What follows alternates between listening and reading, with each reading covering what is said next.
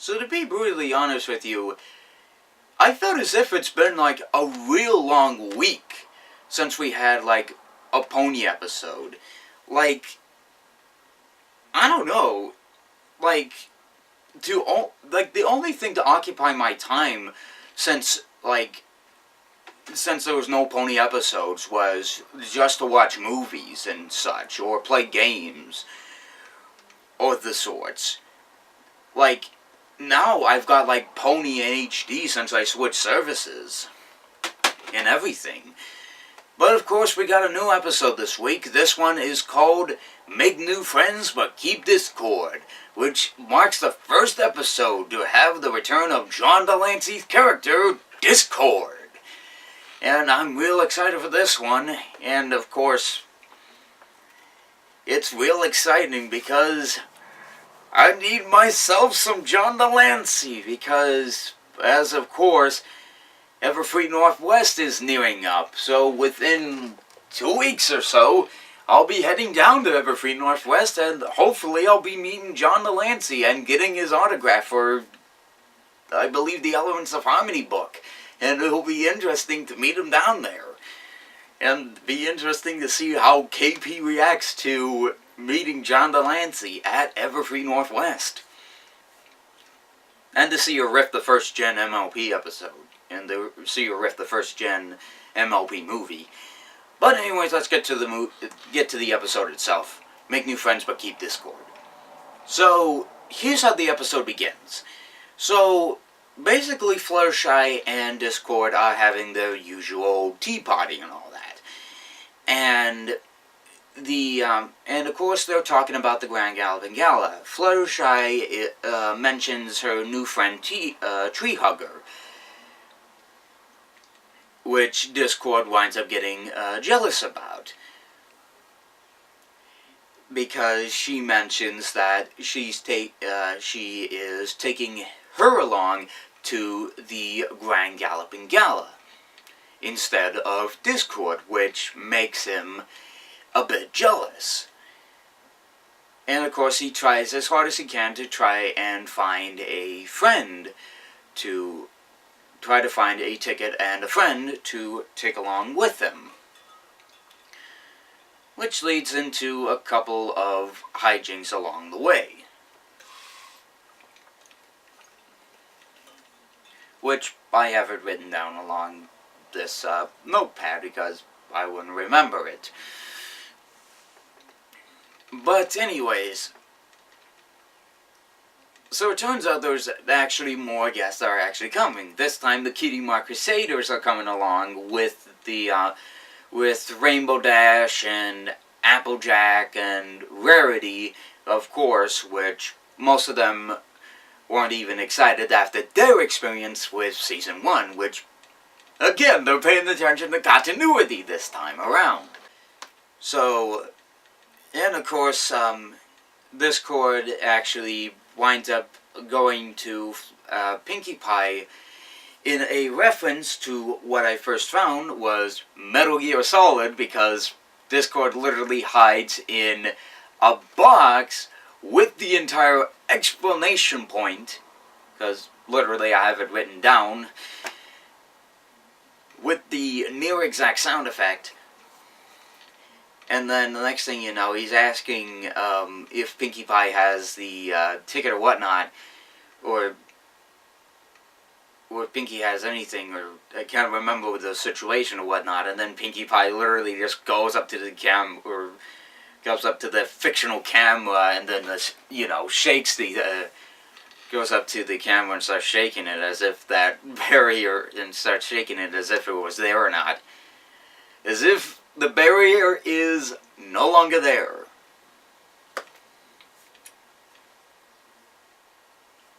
Yeah. That's Pinkie Pie, everyone. So, then again, Pinkie Pie is bringing Ma to the Grand Galloping Gala as, of course, Discord spots Tree Hugger, of course, being the psychedelic hippie. Which, to be brutally honest, Tree Hugger is actually kind of an interesting character in of herself. Real interesting design. with the, kind of reminds me of the, what is it, the Equestria Girls, what is it, I forget the pronunciation, but it's one of those agriculture something. I forget what they're pronounced, what they are, the plant group in the Equestria Girls films. But never mind. But Discord winds up going back to his place, and of course, being his own dimension, living in his own home, he winds up getting a visit from the mailman, who apparently winds up trapped in his own world. He winds up receiving his own gala tickets. And he decides to bring along the Smooge. Again, in another reference that is brought up, both of them are dressed as Lloyd and Harried, with Discord dressed as Lloyd, while the Smooge is dressed as Harry from the Dumb and Dumber movies. Particularly, and I don't remember if they do this in Dumb and Dumber 2, but particularly Dumb and Dumber, they're both dressed as Lloyd and Harry, the whole suits and all.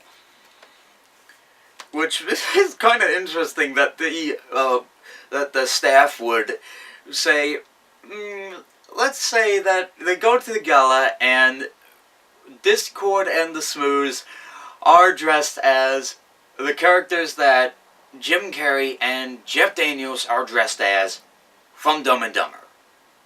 Let's see the adults get this. Well, congrats to you, MLP staff. You have reached a phenomenal, spectacular, interesting point. You have referenced a Jim Carrey movie. The only thing you'll have to reach a point to is referencing The Mask and The Truman Show. If you could ever reach that point, that is. But, of course, there's more to it, though. But, of course, there is an interesting point. The Smooze, as you can tell early on, has an interesting addicting. If he swallows anything that has a shine to it, he grows to a bigger size. But, of course, Discord only brought him there so that he could just basically just say, just go knock yourself out. I just want to try to beat this tree hugger out of the way so that I could just get near my good old Fluttershy friend. Which, of course, obviously, being the Smooze that he is, obviously, there has no dialogue in this film. He obviously goes to a bigger size, and, of course, being Discord, obviously, he doesn't know that he locks him in a closet full of giant, gold trophies and mysterious treasures and all that, in a reference to The Shining, not only the elevator full of blood, but also the kid with the rocket, but also the little kid with the rocket shirt. I forget his name because it's been too long since I also seen Stanley Kubrick's The Shining, because that's a particular version that they're referencing. But also after the break, they make a Willem scream, so I gotta drink to that. And it wasn't out of context. We find out that the Smooze uses that the Smooze can calm with a certain vocal pattern that only the tree hugger can do, which Discord later on goes into a certain rage with her, which suddenly Discord realizes his errors and decides to apologize to her, and just learns his lesson in the long run. And as soon as Twilight realizes the mistakes of bringing discord into this entire gala, Celestia's like, it's entirely spectacular. It just wouldn't be a gala without discord. And of course the episode ends there. And then the episode ends with the whole entire party going very well. I do have to say, make new friends but keep discord. It was entirely an interesting plot, if I do say so myself. With the entirety idea of itself, make new friends but keep discord had some references here and there. I mean, Metal Gear Solid, The Shining, Dumb and Dumber. Yeah, Metal Gear Solid, Dumb and Dumber, Rodney... Oh yeah, I forgot. Discord, while he's doing the stand-up comedy, actually makes a reference to his no respect at all. Actually does the little Rodney Dangerfield face. Does the little Rodney Dangerfield reference when he pulls the tie and makes the little, like, Rodney Dangerfield face. Would have been interesting if Discord actually made the little impression of him saying no respect at all while doing it. But yeah, but he also makes the Rodney Dangerfield reference. I also forgot to bring that up. But yeah, good references in this episode. But are the references enough to hold this episode up? Well, let's get into the quick thoughts.